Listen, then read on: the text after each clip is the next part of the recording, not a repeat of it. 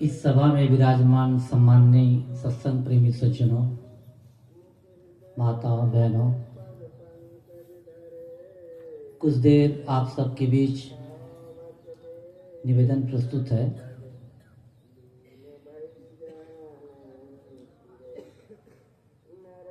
हर व्यक्ति के लिए ये बहुत जरूरी है वह अपने जीवन को अच्छा बनाए, क्योंकि अच्छा जीवन ही सुखद होता है और इसके लिए प्राय हर व्यक्ति अपनी समझ के आधार पर अच्छा जीवन जीने का प्रयास करता है। देखिए, हमारे कई ऐसे महापुरुष हुए हैं जिनको हमने देखा नहीं है, लेकिन फिर भी न जाने क्यों उनके लिए हमारे मन में अपार श्रद्धा होती है। उनके लिए हम प्रेम प्रदर्शित करते हैं, उनके जीवन से हम अपने लिए आदर्श पाते हैं और उनके कथनानुसार अपने जीवन को ढालने का प्रयास भी करते हैं। उन्होंने अपने जीवन को अच्छा बनाया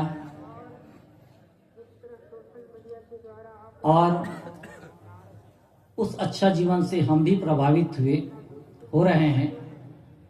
तो अच्छा जीवन क्या होता है, इसको थोड़ा से समझने का प्रयास करें।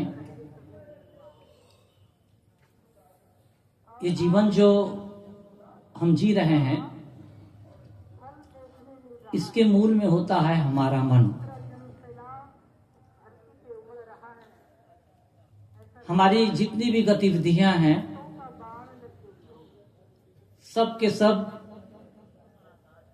मन से उपजती हैं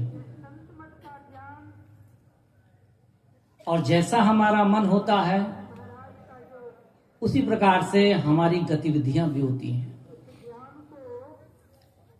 इसलिए हम अपने जीवन को बनाएं, इसके मूल में हमें समझना है अपने मन को, और समझ करके अपने मन को भी ठीक करना है। कोई जरूरी नहीं है कि मेरे मन में जो विचार आ रहे हैं वे विचार अच्छे ही हों, कोई जरूरी नहीं है। मन में गलत विचार भी आते हैं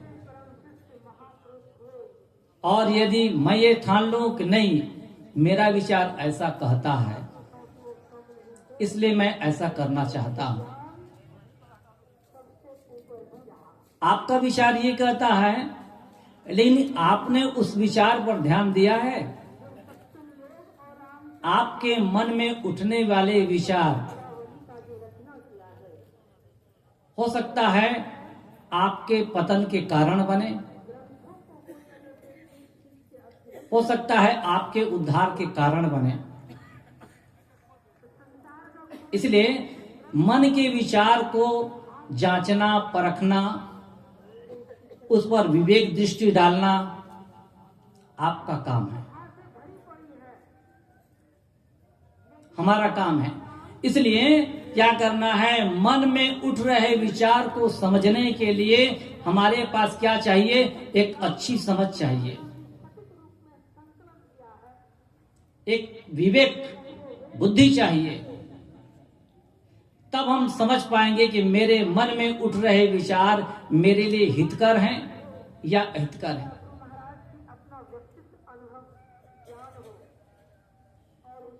और मन हमेशा रंग बदलता है और ऐसा बदलता है कि आदमी समझ नहीं पाता है। मन के बहुतक रंग हैं, मन के बहुत रंग हैं अब इसको कोई विरला आदमी समझता है, और जो समझता है उसको कहते हैं विवेकवान। इसलिए अपने मन को समझने के लिए हमको धैर्य की जरूरत है। अभी कभी भी ऐसा नहीं करना चाहिए कि मेरे मन में ये भाव उठ रहा है तो ये भाव के अनुसार मैं जीवन जी लूं। देखिए, ये भाव उठ रहा है तो ये भाव मेरे लिए हितकर है कि नहीं? नहीं है तो कितना भी आपका ये भाव है, आप उस भाव को गलत समझकर किनारे कर दीजिए। लोग समझते हैं कि मेरे मन में ऐसा हुआ इसलिए मैंने ऐसा किया, लेकिन वो काम गलत हो गया। अब उसे समझ में आता है कि नहीं, मैंने गलत किया। तो देखिए, बाहर कोई दुश्मन नहीं होता है हमारा, और बाहर कोई दोस्त नहीं होता है। हमारे दुश्मन और दोस्त हमारे विचारों में मिले हुए होते हैं। हमारे अच्छे विचार बाहर में अच्छे दोस्त बनाते हैं, और हमारे बुरे विचार बाहर में हमारे लिए दुश्मन बनाते हैं। तो दोस्ती और दुश्मनी का जो मूल है वो है हमारा विचार। इसलिए बाहर भटकने की कोई जरूरत नहीं। आपके लिए आप ही ईश्वर हैं, आप ही परमात्मा हैं। तो आप और हम बाहर की पढ़ाई करते हैं, बाहर को अध्ययन करते हैं, लेकिन भीतर नहीं करते हैं। इसलिए बाहर बहुत कुछ पढ़ा लिखा होने के बाद भी हम अंदर में अंधेरे में जीवन यापन करते रहते हैं। तो क्या करना होगा? हमें अंदर देखना होगा। मेरे विचारों को मैं ना देखूं तो कौन देखेगा? और सही बात है, मेरे विचार को मैं ही जान सकता हूं, दूसरा नहीं जान सकता।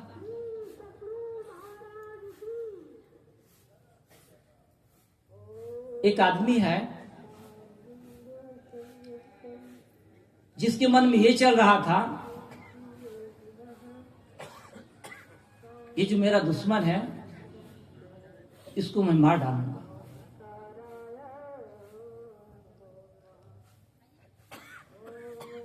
और किसी संत के पास गया, परेशान हो गया था कि मेरा ये विचार मुझे परेशान करते रहता है।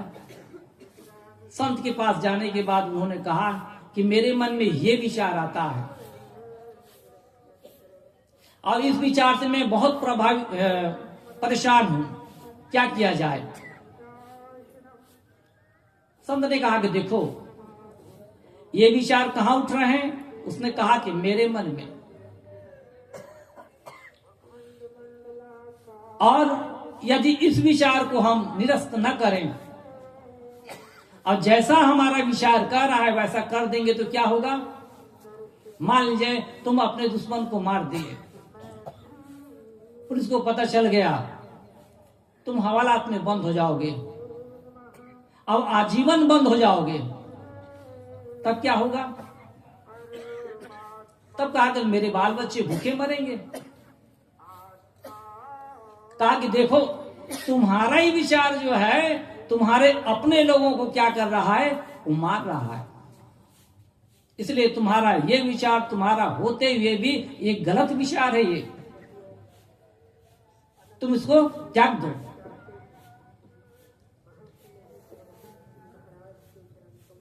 आदमी कहने लगा, जैसा आप कहते हैं वो सही है, मैं त्याग देता हूं।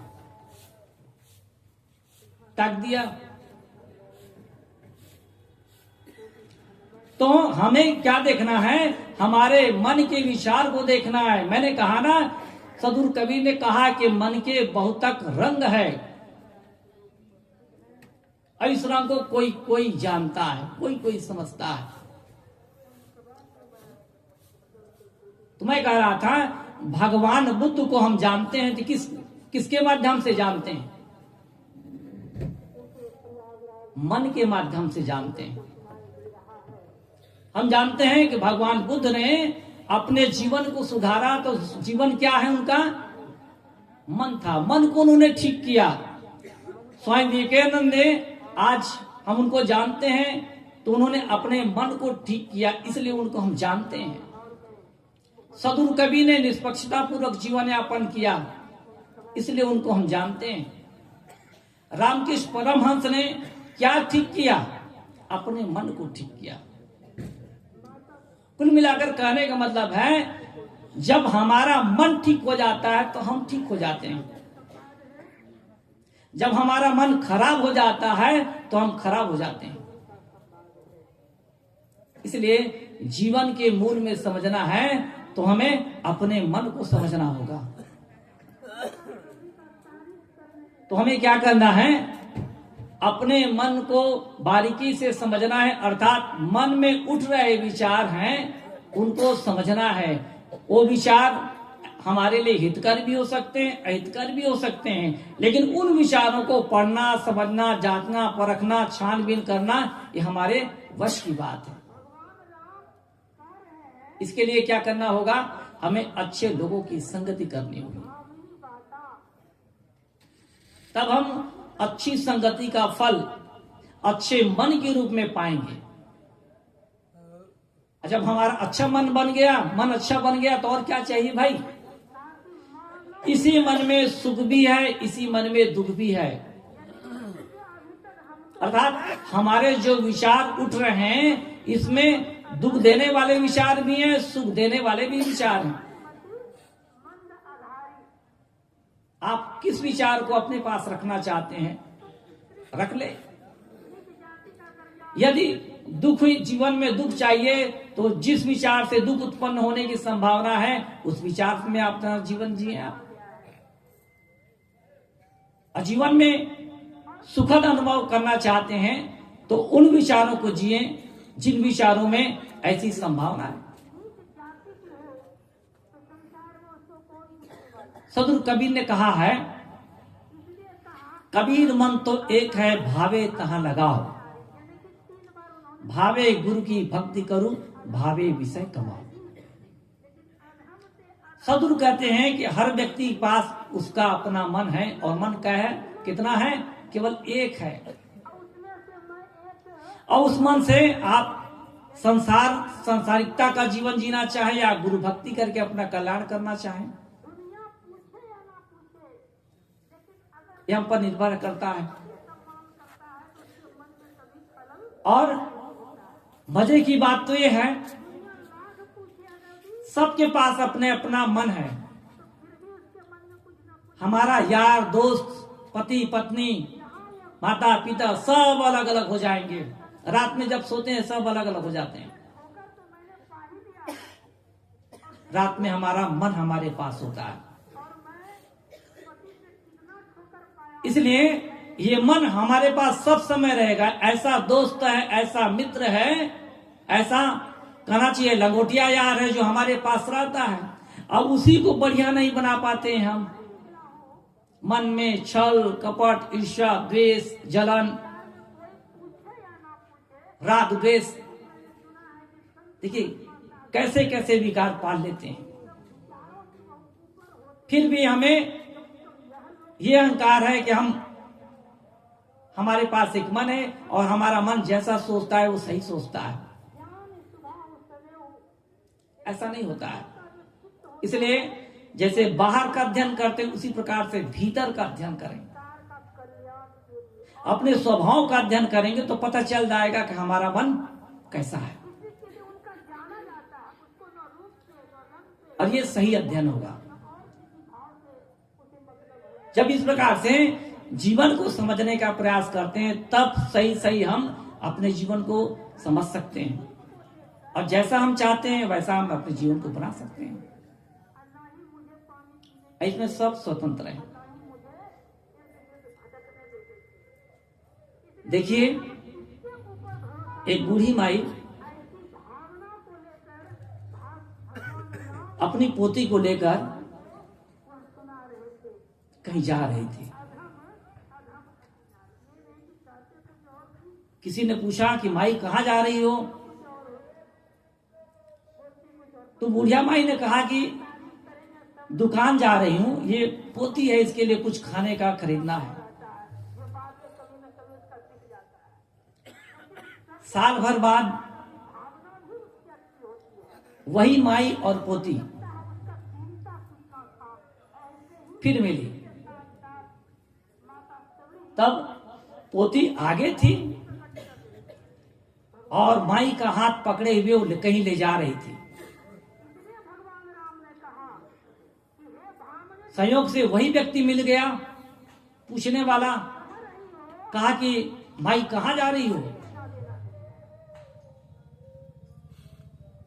तो माई ने कहा कि मुझे पता नहीं, बोले पता नहीं ये कहाँ लेकर जा रही है मुझे।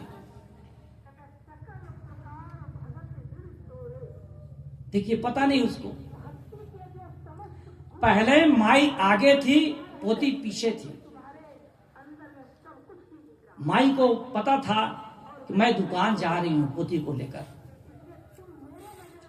दूसरी बार में पोती आगे थी और पीछे माई थी।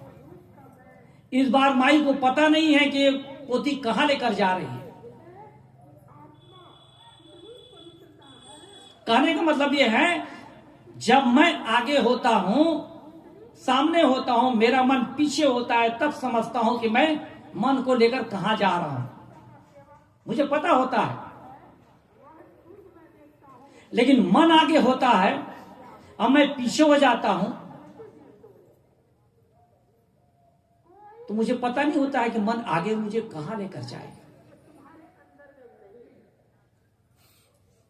इसलिए क्या करना है, मुझे मन को समझना है।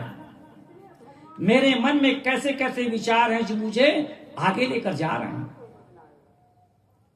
जब इनके प्रति मैं निगरानी रखूं, तब समझ पाऊंगा कि मेरा मन मुझे गलत दिशा लेकर जा रहा है।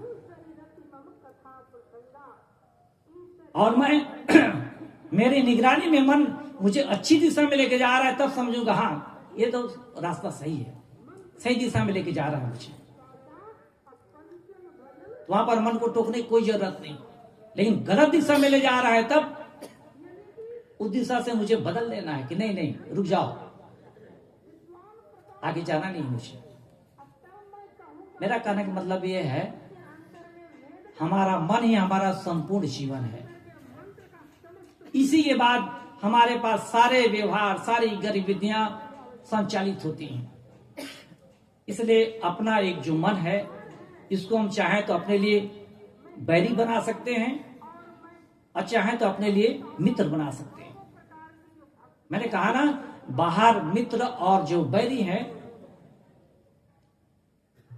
वो इन्हीं की वजह से है। हमारे गलत विचार हैं तो बाहर गलत लोगों की संगत करता है, हमारे अच्छे विचार हैं तो बाहर अच्छे लोगों की संगत करता है। इसलिए अपने मन को समझ करके अपने जीवन को हम बढ़िया से बना सकते हैं। सत्संग का मतलब इतना ही होता है कि हम अपने जीवन के बारे में समझें और समझ करके अपने जीवन में जो भी त्रुटियां हैं, जो भी दोष हैं, बुराइयां हैं, हम उनको ठीक करने का काम करें। तभी संभव है जब हम जिस प्रकार से बाहर अध्ययन करते हैं, उसी प्रकार से भीतर अर्थात अपने मन का स्वभाव का अध्ययन करेंगे, तो हमें साफ साफ पता चलेगा कि भाई मेरे जीवन में कौन से ऐसे विचार हैं जो मुझे गलत दिशा में ले जाने वाले हैं और कौन से ऐसे विचार हैं जो मुझे सही दिशा देने वाले हैं। यहीं पर अपनी वाणी में विराम देता हूँ। प्रेम से बोलिए सद्गुरु कबीर साहेब की जय।